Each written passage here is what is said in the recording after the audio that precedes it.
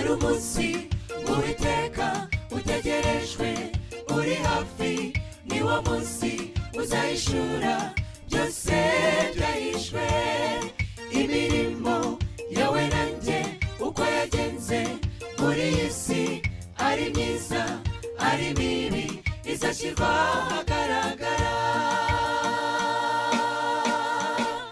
N'umunsi ukomeye, n'umunsi w'imibabaro kuri bose bazasangwa maze kwakira agakiza, kandi uzaba umunsi w'ibyishimo bitavugwa kuri bose bazasangwa bemeye Yesu Umukiza.